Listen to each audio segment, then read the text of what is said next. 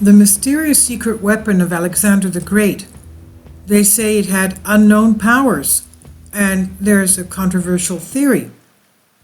You'll see an image of it, which is a copy of this secret weapon that Alexander the Great had, and is found in a Buddhist monastery in Nepal, in the Himalayas. We know that he did cross the Himalayas to try and conquer India. Alexander the Great's ultimate weapon was sought by the Nazi Gestapo as well, through the Annenberg Institute, that's an ancestral heritage, and the Soviet KGB as well. And this is a little bit about the subject. For Alexander the Great, we do know everything. We do not know, though, for example, that he went all the way to the Pacific Ocean just opposite Japan. He didn't stop in India. He actually crossed towards the coast opposite Japan. And it has an inscription where the river Amur flows. There's an inscription that he had arrived there.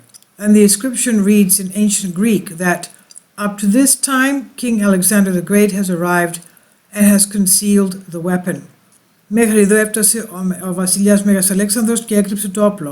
says that that's what the sign says, that Alexander the Great, King Alexander the Great, has hidden the weapon, concealed the weapon. And for this weapon, and to this day, there is a fight, a race to find it. I only know a few things about it. It is the lightning rod, supposedly, that Zeus had, or in other words, it would emit things like lightning rods. And it came from HYPERBOREA, Hyperborea, right? It came from Hyperborea, and Alexander the Great came to possess it. Now, do you remember where we talked about Hyperborea? We talked about Hyperborea with the Atlanteans, and you'll see the emerald tablets are in a playlist that I have. We talked about Manly P. Hall, talked about Hyperborea and the Atlanteans. Hyperborea, or Voria means north in Greek. Hyperborea is only north, it's not Antarctica. Antarctica is Notia. Voria in Greek means north, Notia it means south. Hyperborea. And we know from Plato and ancient Greek philosophers, they have recordings and texts referring to the white wolves of Hyperborea. And white wolves are only found in the Arctic. They're not found in Europe or, in temperate climates. White wolves are only found in the Arctic. And the ancient Greeks have records of these white wolves in Hyperborea. So this object, this instrument, this, when you look at it, it doesn't look like much, does it? But this is a copy, supposedly, that is found in a monastery in Nepal that came to his possession from Hyperborea, and it was supposedly the lightning of Zeus. Ide to keravnotu dia, lightning of Zeus. When Aristotle revealed a few things from the Hyperborea secrets, the mysteries of Hyperborea, Alexander the Great became very angry and sent Aristotle a letter. We know who Aristotle was. Aristotle was Alexander the Great's tutor. He was not interested in victories. He demanded other things. Now, the image that you see in the Nepal monastery is a copy of this instrument, this secret thing, that weapon, whatever it is, machine, I don't know what you would call it, that Alexander the Great had. It's in the monastery of Kva Bahal in Nepal. Okay, Kvabahal in Nepal. It's the exclusive weapon of Alexander the Great, and it's called Vastara Astropeleki, or diamond scepter.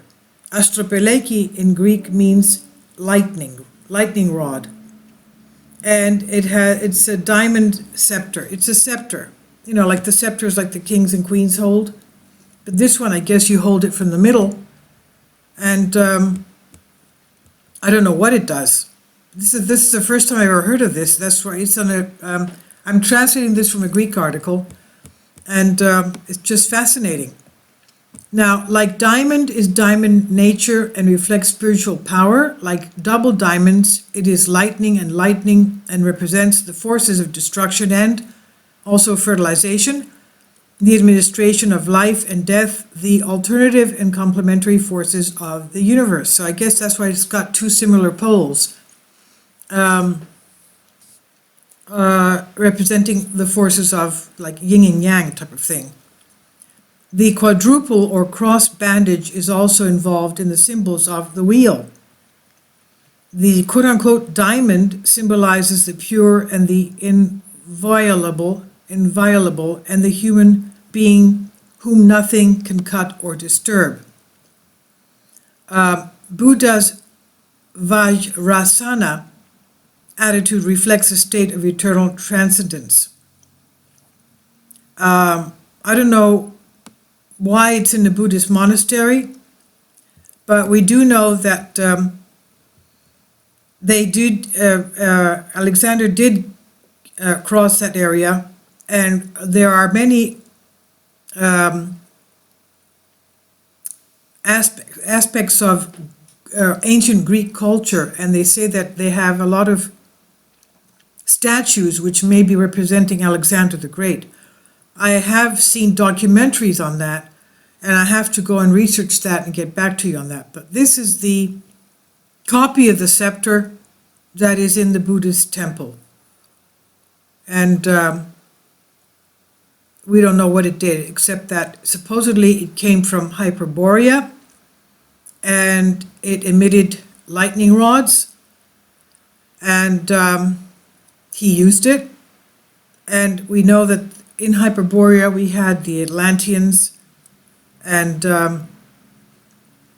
Anunnaki, whatever you want to call it.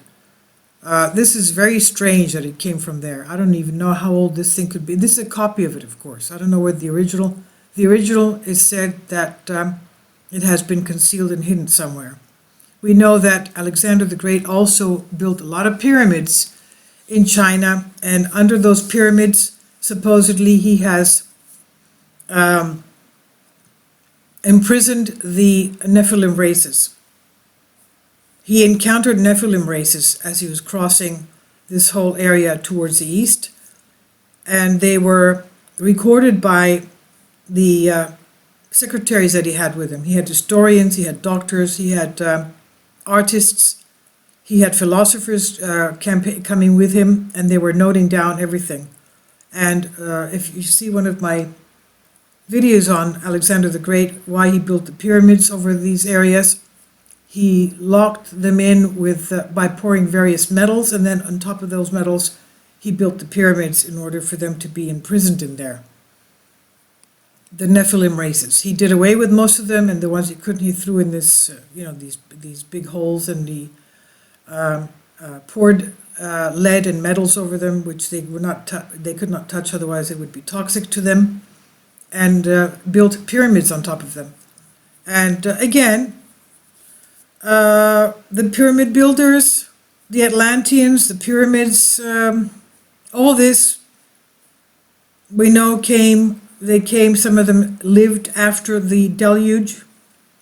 The Atlanteans had gone all over the world. Even Manly P. Hall says a lot of these UFOs that we see could be the spaceships that the Atlanteans had. They had tremendously advanced technology. They had air travel, they had space flight, space travel, interstellar travel, They had time stargates, time portals. They had interdimensional portals, and they were doing things that they should not have been doing to the detriment of endangering humankind and our planet, to the point that the ultimate high god decided to destroy them. And anyway, this is another connection with our history, and again to the Atlanteans. As we said, even Thoth, who wrote the Emerald Tablets, told us that a lot of them have survived and took their technology with them, built pyramids in various places, and also became deities in the areas where they reestablished their cities and their technologies. So anyway, tell me what you think. This is amazing, I think. This is just something that ties in everything towards Hyperborea and the Atlanteans and the Anunnaki. As we said, he did away with the Nephilim. He called them the abominable races. And some of them were like half horse, half man, half goat, half man, half snake, half man, things like that, and described by people that took notes and left text behind describing what was going on. So, again, having to do with what Thoth, the Hermes Trismegistus, has told us, that these reptilians have human shapes as well, because they're shapeshifters as well. Anyway, tell me what you think. This is amazing, I think. And I've translated this from Diadrastika. I'll leave a link below for you for this. Thank you.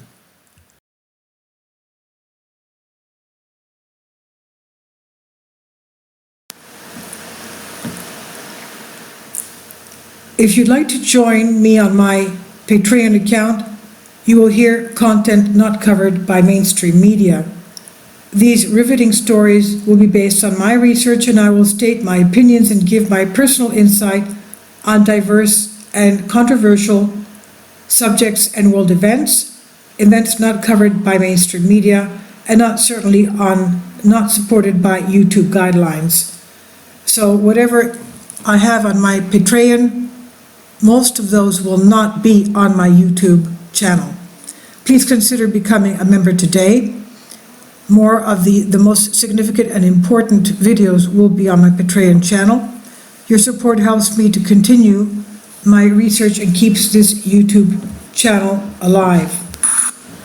And we depend on your support, your generous charity, because we help economically challenged families here in Athens, Greece, in Kapota, and we also help the young generation with university tuition and the community around our church. Thank you.